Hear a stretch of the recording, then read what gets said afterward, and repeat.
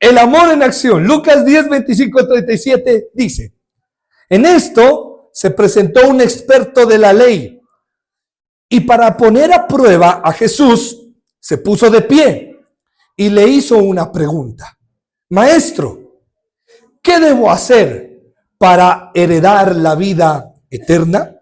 Jesús responde: ¿qué está escrito en la ley? ¿Cómo la interpretas tú? Como respuesta el hombre citó: ama al Señor tu Dios con todo tu corazón, con todo tu ser, con todas tus fuerzas y con toda tu mente. Y ama a tu prójimo como a ti mismo. Bien contestado, dijo Jesús. Haz esto y vivirás. Pero él quería justificarse, así que preguntó a Jesús: ¿y quién es mi prójimo? Jesús responde, ahí está, vamos al meollo de esto. Jesús responde: bajaba un hombre de Jerusalén a Jericó y cayó en manos de unos ladrones. Ellos le quitaron la ropa, lo golpearon y se fueron, dejándolo medio muerto, no medio vivo, medio muerto. Resulta que viajaba por el mismo camino un sacerdote, quien al verlo se desvió y siguió de largo. Así también llegó a aquel lugar un levita, y al verlo se desvió y siguió de largo. Pero un samaritano que iba de viaje llegó a donde estaba el hombre y viéndolo se compadeció de él. Se acercó, le curó las heridas con vino y aceite y se las vendó. Luego lo montó sobre su propia cabalgadura, lo llevó a un alojamiento y lo cuidó. Al día siguiente sacó 2 monedas de plata y se las dio al dueño del alojamiento. Cuídemelo, le dijo, y lo que gaste usted de más se lo pagaré cuando yo vuelva. Muy bien. La parábola del buen samaritano es muy conocida y tiene una enseñanza muy profunda acerca de la compasión y misericordia. La parábola del buen samaritano es una representación del amor de Cristo por nosotros. En esta historia que acabamos de leer podemos ver reflejados al hombre que está herido y a Jesús, que es el buen samaritano, que se acerca para sanarlo, restaurarlo y salvarlo. La parábola del buen samaritano es mucho más todavía que una enseñanza de compasión y misericordia. Es una representación totalmente del amor de Dios. Mire, en este momento estamos en un mundo donde las personas, la mayoría de personas, por no decir todos, estamos heridos, tenemos heridas tanto físicas como espirituales. El pecado, el rechazo, la soledad, la desesperanza, el sufrimiento, nos han dejado muy golpeados a todos. Y nos han dejado como este hombre, ahí tirados al borde del camino sin fuerzas para levantarnos. Vivimos en un mundo donde todos en algún momento hemos sido heridos. Algunas heridas son visibles, como enfermedades, problemas físicos, de movilidad, etc. Pero las heridas más difíciles de curar son las invisibles, son las que no se ven, como el rechazo, la traición, el abandono, la culpa, la orfandad, etcétera, la depresión, la ansiedad y el pecado también es una herida que nos esclaviza. Entonces, mire, nosotros somos como aquel hombre que fue golpeado, fuimos heridos en el camino. En esta parábola habla acerca de un hombre que fue atacado por unos ladrones. Y en esta vida hay ladrones visibles e invisibles que han estado robando lo que Dios nos entregó. Estos ladrones han dejado marcas en nuestra vida, quizás desde nuestra niñez.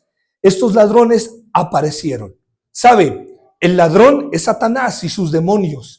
Y Satanás apareció desde el momento en que usted fue concebido, apareció este gran ladrón que ha estado robándote absolutamente quizás los mejores años de tu vida. Estos ladrones dejan marcas desde nuestra niñez. Estos ladrones han dejado heridas en nuestras vidas, como el abandono. Muchos de los que están aquí quizás fueron abandonados por su papá. Fueron abandonados por su mamá. Muchos quizás dicen, pastor, este es el momento a mis 40 y tantos años que ni sé quién es mi papá, ni conozco a mi papá. ¿Qué es eso? Abandono. Algunos tuvieron un padre ausente, un padre que estuvo, pero a la vez era como si no estuviera, porque nunca cumplió el rol de papá, nunca hizo el deber de cuidarte, de corregirte, de animarte. Muchos aprendieron a montar bicicleta porque un amigo se los enseñó, cuando esa es la labor de un padre, cuando esa es la labor de un papá. Muchas o la mayoría que están aquí quizás crecieron sin mamá también. Naciste y tu mamá lo que hizo fue encargarte con tu abuela. Y desde ahí viene una herida que se llama abandono. Tu mamá no estuvo para darte un consejo. Tu mamá no estuvo ni siquiera para amamantarte. Siempre te dejó con tu abuela y un tetero. Entonces, el abandono, el rechazo, muchos de los que están aquí quizás en su niñez fueron abusados por alguien de su familia. Un tío tuyo te tocó, un familiar cercano a ti abusó sexualmente de ti. Esas son heridas que llevamos desde nuestra niñez. ¿Qué es eso? Son ladrones que vienen a usurpar, ladrones que quizás en tu niñez te robaron la mejor niñez de tu vida. Esos ladrones te robaron a tu papá. Esos ladrones te robaron a tu mamá y por ende te robaron los mejores años que un niño puede disfrutar, que es al lado de su papá y de su mamá. Yo no crecí con mi papá y con mi mamá, solamente con mi mamá, y tuve una mamá herida, una mamá que se encauzó o se encapsuló, perdón, en su dolor por la traición de mi padre. Mi papá se fue a vivir a otro lado y mi hermano y yo crecimos así. Con una mamá golpeada, con una mamá herida, con una abuela que al irse mi papá, una abuela nos acoge, pero no como una madre. Nos acoge para alimentarnos, para darnos de comer. Y yo recuerdo muchas palabras de las cuales mi abuela mencionaba, que lastimaban a mi mamá y por ende nos lastimaron a nosotros. Yo recuerdo que de pequeños a nosotros no nos gustaba mucho la ensalada o las verduras, o no nos gusta, o no me gusta hasta el día de hoy. Y mi abuela decía, a más de que yo los mantengo a esos hijos tuyos, ¿dónde está el papá? Si quieren pollo, que el papá les traiga. Yo estoy manteniendo a tus hijos y ellos ni siquiera quieren comer lo que yo les hago, son unos mantenidos. Y cada palabra que mi abuela lanzaba iba al corazón de mi mamá. Y cuando iba al corazón de mi mamá se acordaba y decía, por la culpa de tu papá estamos así. Y quiso sembrar odio en mi papá, en el corazón de mi hermano y en la mía. La ira de mi papá o el abandono de mi papá produjo en nosotros heridas, ladrones que vinieron a robarnos. Cuando mi papá se fue, también yo sufrí de abuso sexual. Todas esas cosas marcan la niñez. Son heridas que dañan nuestro corazón y son esas mismas heridas las que definen nuestro comportamiento adulto. Muchos de los comportamientos que usted tiene es porque carga una herida de su niñez que usted no ha podido curar. Una mujer que creció sin papá, generalmente, cuando consigue una pareja, la consigue muchísimos años mayor que ella misma. ¿Por qué? Porque está buscando una figura paterna. Cuando yo miro a una mujer con un hombre de demasiada edad, yo digo, papá no estuvo. Y esa mujer sale en busca de esa figura paterna.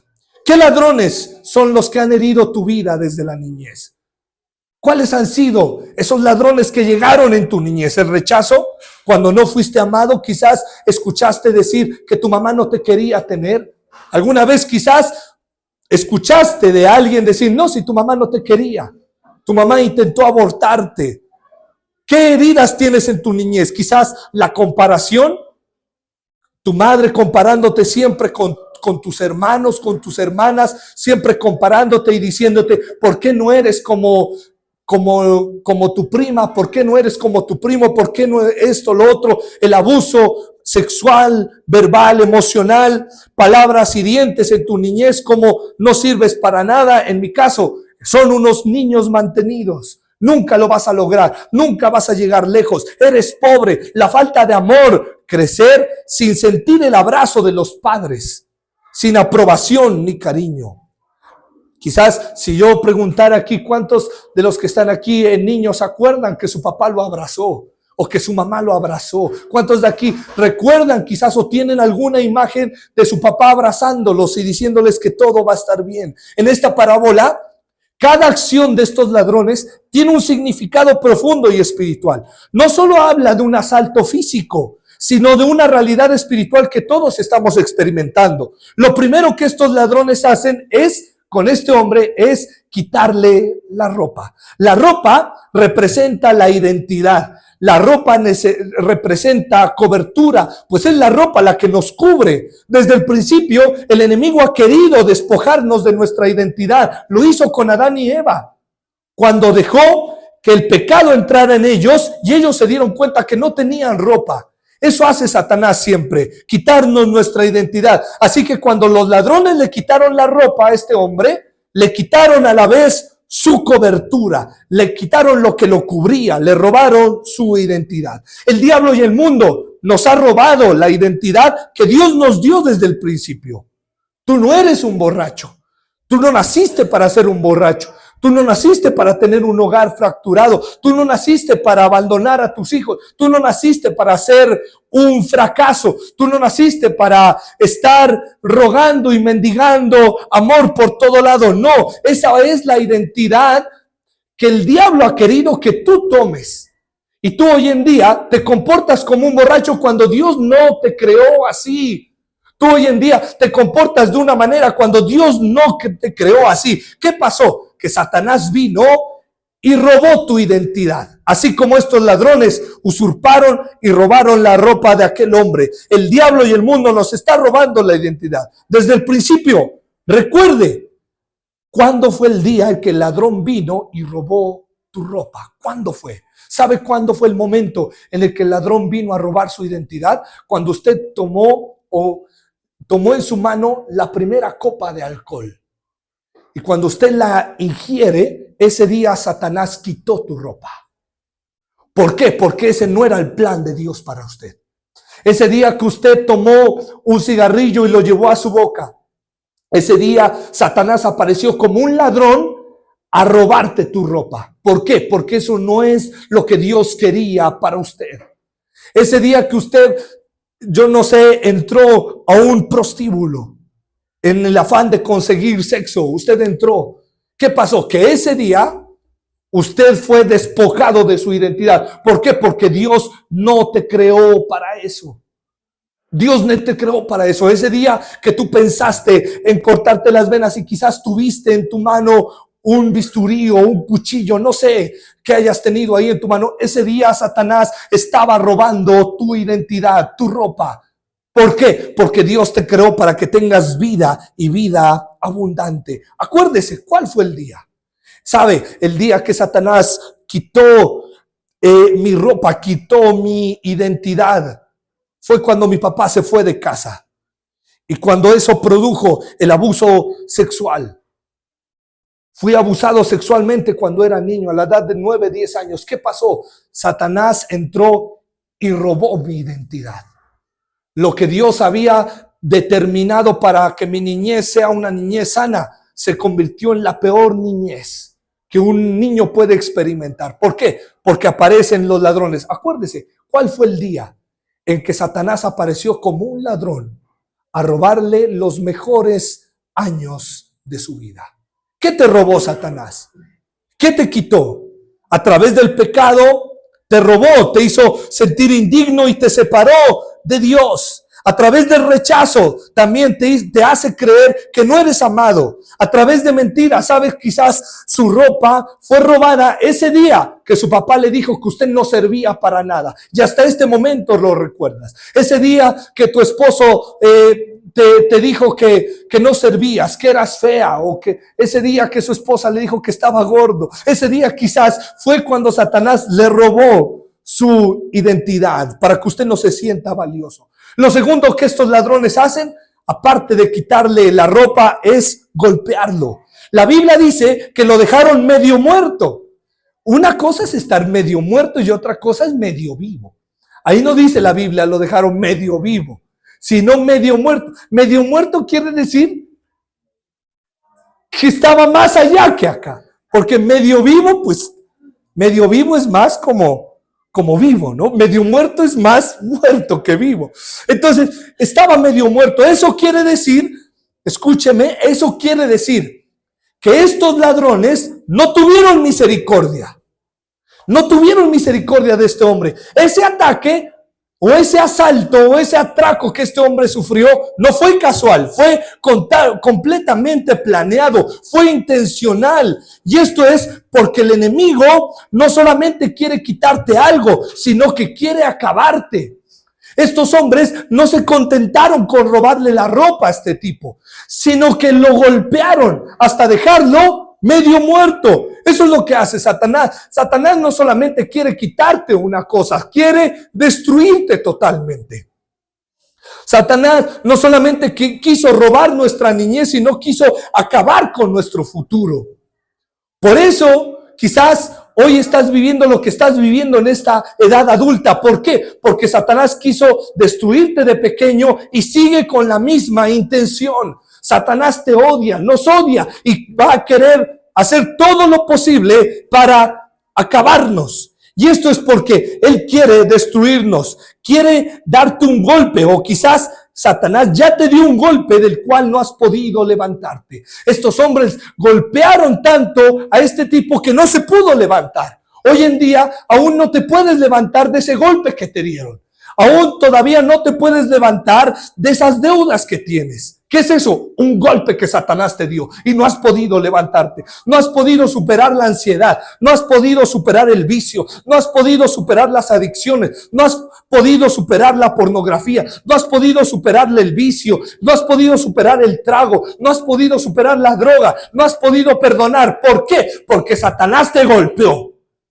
Y te golpeó sin misericordia. Y te golpeó tan fuerte que este es el día que todavía no puedes levantarte de eso. Has intentado por muchas maneras seguir tu vida normal, pero ese golpe aún duele. Estás ahí como este hombre, golpeado. Y quiere seguirte golpeando todavía. Cada golpe representa una herida en nuestra alma. Heridas que nos hacen sentir sin fuerzas, sin esperanzas. A través del pecado, Satanás, ese es un golpe, el pecado. ¿Qué hace ese golpe? Ese golpe nos hace caer en adicciones. Ese golpe nos hace caer en relaciones tóxicas, en vergüenza, en culpa. Otro golpe que Satanás nos da es el rechazo. Nos golpea con palabras y acciones. Muchos de los que están aquí tienen palabras aquí en su mente. El rechazo nos golpean con palabras y acciones que nos hacen sentir indignos, sin valor. Otro golpe que Satanás da es el sufrimiento, traumas, abusos, pérdidas que nos dejan sin esperanza. Quizás alguien de los que está aquí perdió un ser querido muy cercano. Ese es un golpe que Satanás te dio. ¿Para qué? Para que de ahí no te puedas levantar. Conozco gente que cae en depresión porque una persona falleció y este es el momento que no han podido recuperarse. A través de la decepción nos hace creer que Dios nos dejó, etcétera. Otra cosa que hicieron ellos, repito, lo dejaron medio muerto. Este hombre quedó sin fuerzas para levantarse. No quedó medio vivo, sino medio muerto. Este hombre, aunque estaba vivo, no podía levantarse. Por eso le digo, estaba medio muerto. Porque aunque estaba un poco vivo, no podía levantarse. Y muchos de los que estamos aquí, estamos vivos, pero sin poder levantarnos. Muchos de los que están aquí están vivos, pero quisieran estar muertos. Muchos de los que están aquí están vivos, pero muertos emocionalmente. Muchos están vivos, pero muertos espiritualmente. Y lo que es peor, estamos vivos, pero sin esperanza. Vivimos por vivir. Ya quizás nos acomodamos a la situación que estamos viviendo y etcétera. Y esto es porque la vida, el mundo, el diablo, nuestras decisiones, llámele como le llame, nos ha golpeado. Y sabes, lo ha hecho como estos hombres, sin misericordia. Porque Satanás no tiene misericordia. Satanás no tiene misericordia. Satanás no quiere solamente que tomes cada 8. Satanás quiere que te conviertas en un alcohólico. Eso es lo que quiere Satanás. Satanás no quiere que solamente mires pornografía, a veces por ahí una imagen. No, Satanás quiere acabarte en esa adicción y que no puedas salir de ese hoyo tan profundo. Así es, Satanás te golpea y lo hace sin misericordia. ¿Por qué? Porque a él no le importas. Todas estas cosas hicieron estos ladrones. Le robaron su ropa, lo golpearon, lo dejaron medio muerto. Esto hicieron los ladrones y son las que el mundo ha hecho con nosotros. Hoy quizás usted llegó aquí medio muerto. Hoy muchos de los que llegaron aquí como este hombre.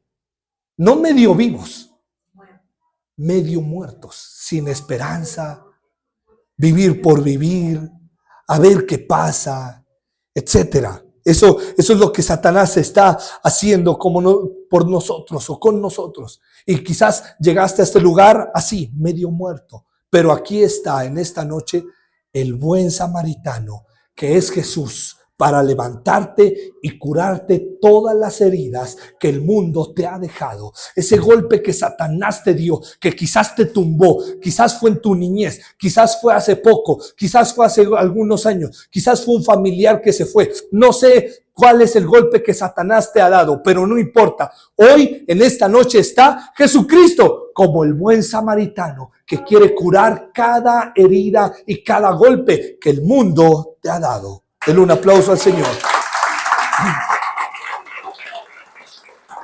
Segunda de Corintios 4, 8 al 9 dice: nos vemos atribulados en todo, pero no abatidos, perplejos, pero no desesperados, perseguidos, pero no abandonados. Y levante su mano y dígalo conmigo fuerte: derribados, pero no destruidos. Dígalo una vez más, 1, 2 y 3.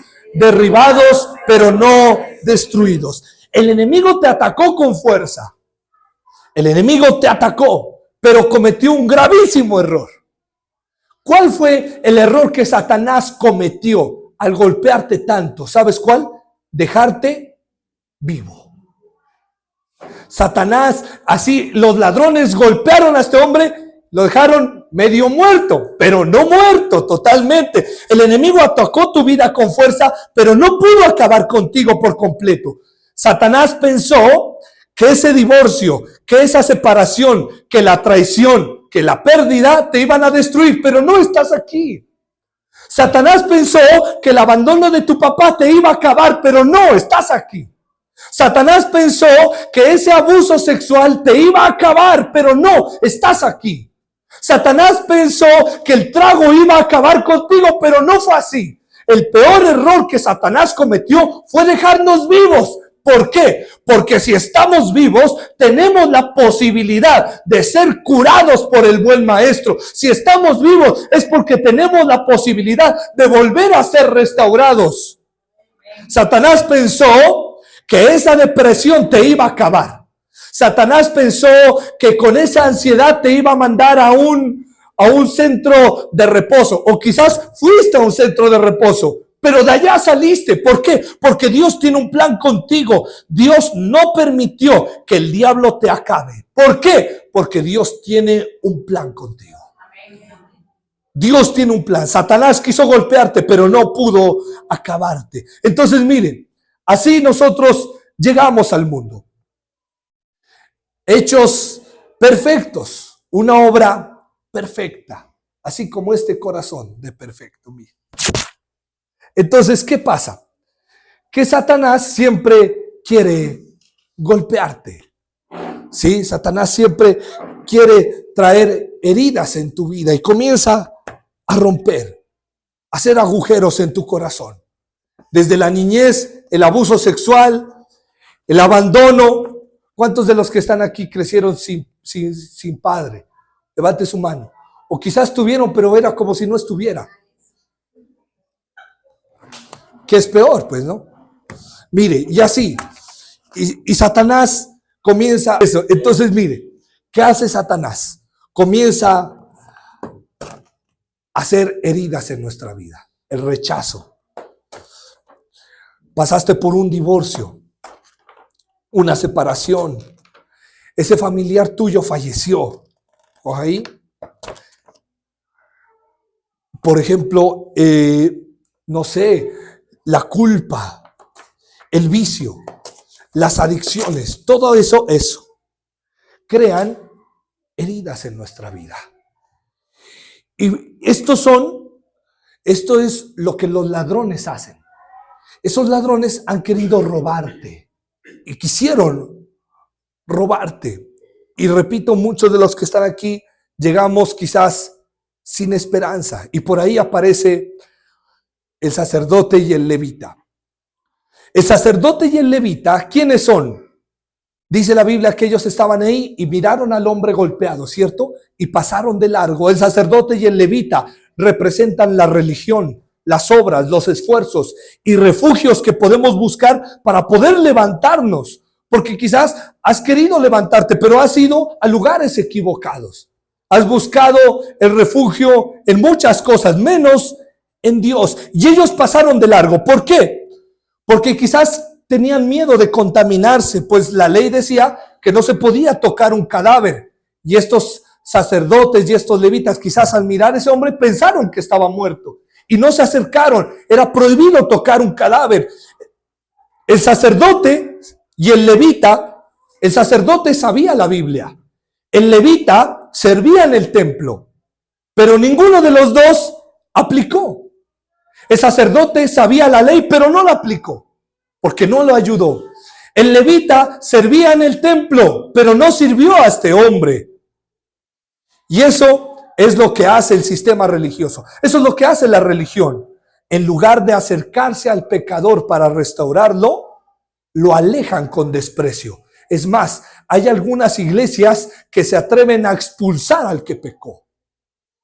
Eso hace la religión. La religión lastima. La religión no puede restaurar, la religión no puede salvar. Por eso el sacerdote no se acercó, el levita no se acercó, porque la religión jamás será capaz de sanar a un hombre. Repito, mientras la religión rechaza, la gracia acepta al pecador, lo aleja. La religión aleja al pecador con desprecio. Algunas iglesias, repito, se atreven a expulsar a sus miembros. Y dicen, usted ya no venga a esta iglesia, y le cierran las puertas. Y le dicen, usted ya no venga, porque usted cuántas veces que ha caído, usted cuántas veces que ha fallado. Y lo sacan del grupo de WhatsApp. Y lo expulsan. Pero Jesús es nuestro buen samaritano. Lucas 10, 33 al 35. Vamos a leer qué es lo que pasa en esta historia. Pero un samaritano que iba de viaje llegó a donde estaba el hombre y viéndolo se compadeció de él, se acercó, le curó las heridas con vino y aceite y se las vendó. Luego lo montó sobre su propia cabalgadura, lo llevó a un alojamiento y lo cuidó. Al día siguiente sacó 2 monedas de plata, se las dio al dueño del alojamiento. Cuídemelo, le dijo. Y lo que gaste usted de más se lo pagaré cuando yo vuelva. A diferencia de los ladrones, este buen samaritano lo que hace es compadecerse. Esta frase que dice, lo miró y se compadeció de él, cambia todo. Mientras otros pasaron de largo, el samaritano se detuvo. El sacerdote pasó de largo, el levita pasó de largo, pero el samaritano se detuvo. Al ver a este hombre golpeado se detiene. Mientras otros vieron al hombre herido y no hicieron nada, él se conmovió y actuó. Jesús no solo vio nuestro dolor, sino que también se acercó. Jesús no solamente vio el dolor de mi niñez, sino que se acercó a sanarme. Jesús no solamente siente tristeza por tu condición, sino que desciende del cielo y te rescata. No solamente se conmueve, sino que se entrega para salvarnos. ¿Sabe? Y muchos quizás se atreven a decir, la religión eso hace, la religión rechaza, la religión abre las puertas para que la gente salga de las iglesias. En lugar de que se quede en las iglesias, la religión la abre de par en par para que la gente se vaya. somos la peor iglesia. Sí, somos la peor iglesia. Y sabe, y no me ofende que nos digan que somos la peor iglesia. Sabemos, yo sé que en este mundo hay mejores iglesias, hay mejores pastores, hay iglesias más correctas que esta, hay iglesias más ordenadas que esta, hay iglesias más ocupadas en otras cosas que quizás son más importantes. Nosotros no. Nosotros, en cambio, perdemos el tiempo con el herido. Hay otros pastores que no pierden el tiempo. Nosotros sí. Somos la peor iglesia. Porque nos encanta perder el tiempo con la gente que está herida en el camino. Somos la peor iglesia. Porque mientras otros pasan de largo, a nosotros nos gusta detenernos. Somos la peor iglesia. Porque mientras otros miran a un caído y pasan de largo rechazándolo y expulsándolo, nosotros no. Nosotros, los de esta iglesia, nos detenemos en el camino. Mientras otros miran con indiferencia, nosotros nos ensuciamos las manos. Mientras otros se preocupan por su reputación, mientras otros alegan si hay que usar falda, si hay que usar corbata, mientras otros juzgan y dicen, ese pastor se viste con pantalones rotos, mientras otros discuten por tanta cosa, por si Dios es uno, es tres, lo que sea, nosotros nos ocupamos, mientras ellos están en su discusión, nosotros abrazamos a los que el mundo desprecia. Nosotros no tenemos protocolo para sacerdote. Yo no tengo la vestimenta de un sacerdote. Yo no tengo la dignidad de un levita. ¿Sabe? Pero yo no sé fingir cuando veo a alguien que ha caído. Yo quizás no cumplo los requisitos de un sacerdote de esos tiempos. Quizás yo no cumplo el requisito de un levita. Pero si hay algo, es que yo no sé fingir cuando yo veo a alguien que ha caído en la calle. Otros están ocupados en sus debates, pero aquí estamos nosotros. Estamos gastando nuestro aceite, estamos gastando nuestro vino en personas que quizás ni siquiera lo merecen. Definitivamente sí. Somos la peor iglesia, porque aquí no nos importa si alguien llega roto, golpeado, medio muerto. Aquí los levantamos, los curamos y sí, nos atrevemos hasta cargar con ellos. Nos acusan de ser demasiado permisivos, nos acusan de que permitimos el borracho, nos acusan de que somos misericordiosos y tal vez tienen toda la razón. Pero prefiero ser eso antes de ser un religioso sin amor. Así que somos la peor iglesia, porque Jesús también fue el peor religioso. Jesús nunca pasó de largo. Jesús no se preocupó por su reputación más que por una vida. Jesús jamás dejó a un herido en el camino. Y si ser como Jesús nos hace la peor iglesia, entonces estamos exactamente donde debemos estar.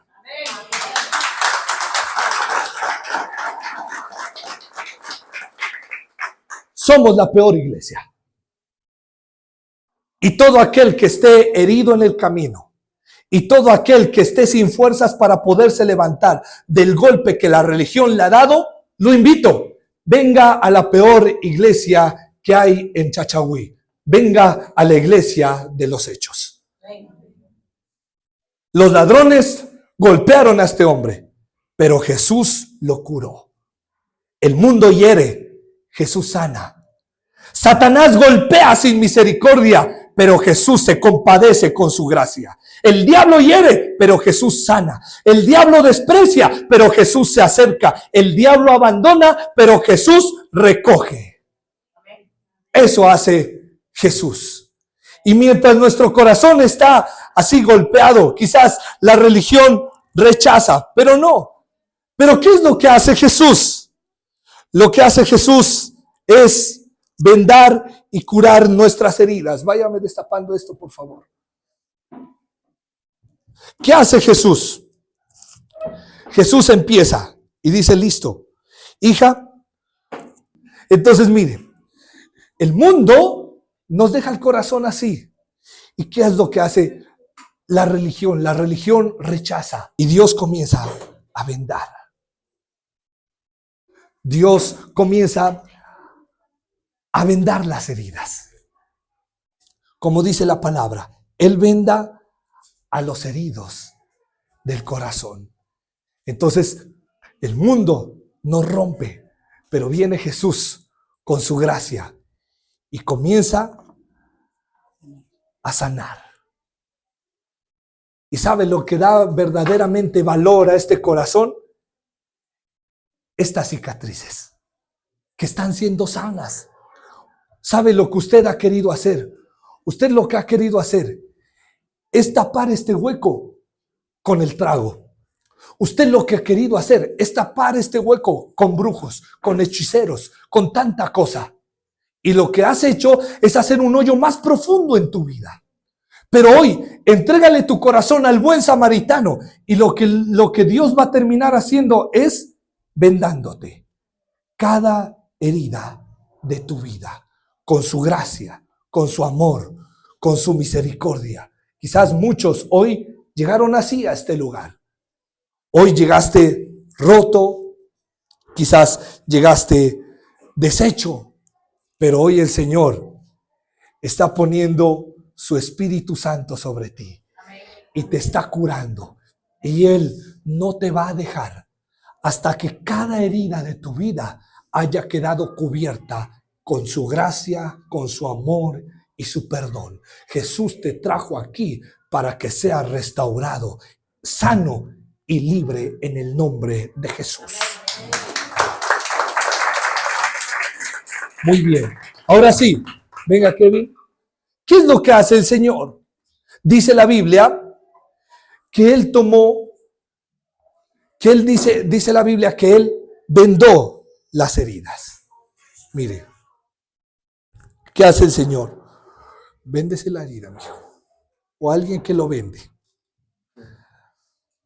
Yo lo vendo. ¿Cuánto me dan? Mire, ¿qué hace el Señor? Empieza a vendarte. Cuando usted viene a la iglesia, a la casa del Señor, el Señor comienza a vendarte. ¿Y qué dice la Biblia? Dos cosas hizo el buen samaritano. Dice el Señor que tomó vino y comenzó a aplicarle vino sobre las heridas. ¿Qué significa el vino? El vino es símbolo de la sangre de Cristo. No hay herida que la sangre de Jesús no pueda curar. No hay golpe que la sangre de Jesús no pueda sanar. Si hoy llegaste caído a este lugar, si hoy viniste acongojado a este lugar, en el nombre de Jesucristo, la sangre de Jesús se derrama sobre tu vida, desde la coronilla de tu cabeza hasta la planta de sus pies. Y por sus llagas tú has sido curado. La sangre de Jesús está vigente para levantarte en esta noche, en el nombre de Jesús. Y otra cosa que hace el buen samaritano es aplicar aceite. Aceite, símbolo del Espíritu Santo. No hay mejor médico, no hay mejor cirujano para las heridas del alma, no hay mejor psicólogo, no hay mejor psiquiatra, no hay mejor especialista, no hay mejor restaurador que el Espíritu Santo. En el nombre de Jesús. Y hoy el Espíritu Santo va a descender sobre tu vida en el nombre de Jesús. Y el aceite, símbolo del Espíritu Santo, vino sobre este hombre. Sobre aquel hombre que había sido golpeado. Todos lo abandonaron, menos el buen samaritano. Y después dice la Biblia que lo llevó a un alojamiento, ¿cierto? Lo llevó a un alojamiento, le dijo, vaya. Lo llevó y lo encargó y le dijo al dueño del alojamiento, cuídamelo, y cuando yo vuelva te pagaré todo lo que hayas cuidado de él. ¿Sabe cuál es el alojamiento? El alojamiento es el lugar más seguro que puede existir aquí en la tierra. El alojamiento es la iglesia de Cristo. Ese es el alojamiento. Jesucristo te está sanando, dígame. Jesucristo te está restaurando. Y sabes, Jesucristo te miró en el camino, a ti, que estabas golpeado como ese hombre sin poderte levantar, te hicieron daño. Y vino Jesús y te rescata y te trae a un alojamiento que es la iglesia. Ahí te trae y dice, cuídenmelo. ¿Por qué? Cuando yo vuelva. ¿Qué quiere decir eso? Que el buen samaritano va a volver. Que el buen samaritano, que es Jesucristo, volverá por su iglesia. Y cuando vuelva, yo te lo pago. Haga de cuenta que el Señor Jesús me dice, ahí te entrego a toda esa gente que está herida. Cuídamelos. Te los entrego, cuídamelos en el alojamiento. Y cuando yo vuelva, yo te lo pago. Y déjeme decirle que hasta este momento, cada cosa que he hecho por cualquiera de ustedes o por cualquier persona, el Señor sí me la ha pagado. Él es el buen samaritano. Y quiero concluir con esto. Lucas 10, 36 al 37. Dice, Jesús pregunta, después de contar esta historia, pregunta, ¿cuál de estos tres piensas que demostró ser el prójimo del que cayó en manos de los ladrones? El que se compadeció de él, contestó el experto en la ley. Anda, entonces, y haz tú lo mismo. ¿Qué tenemos que hacer? Así como Jesús fue nuestro buen samaritano, usted, cada uno, usted, vaya y sea un buen samaritano con otro. ¿Conoces a alguien que está caído? ¿Conoces a alguien que está en el camino tirado? ¿Conoces a alguien que no puede salir del trago? ¿Conoces a alguien que su hogar está a punto de acabarse? ¿Conoces a alguien que está yendo por el camino que no debe? ¿Cuántos conocen a alguien así? Ahora sí, vaya y tráigalo al alojamiento y tráigalo aquí. Vaya y levántelo. ¿Por qué? Porque a esa persona que usted conoce, muchos lo han rechazado. A esa persona que usted conoce, muchos lo han hecho a un lado, como a usted. A esa persona que usted conoce, muchos ya ni le tienen ni fe, como a usted. Pero usted, ¿qué es lo que va a hacer? ¿Cuántos estamos siendo reparados por Jesús? Vaya y repárelo. Piense en uno. Solamente en una persona. Piense. ¿Quién es? ¿Es de tu familia? ¿Es tu vecino? ¿Quién es? ¿Es un cliente tuyo? ¿Es alguien que va a comprar a tu negocio? ¿Quién es? Ese que usted sabe que está así como este hombre, que le han robado, que lo han golpeado, que está herido. ¿Conoce a alguien? ¿Sí? ¿Qué va a hacer? Cúrelo, tráigalo al alojamiento. Ahora sí, les voy a decir cuándo es que tiene que traerlo. Tiene que traerlo el lunes 3 de marzo. ¿Cuándo es que lo va a traer? Lunes 3 de marzo. ¿Qué tenemos que hacer mientras tanto? Orar por esa mujer, por esa familia. Y vamos nosotros a ser el buen samaritano que Jesús fue con nosotros. En el nombre de Jesús. Amén y amén.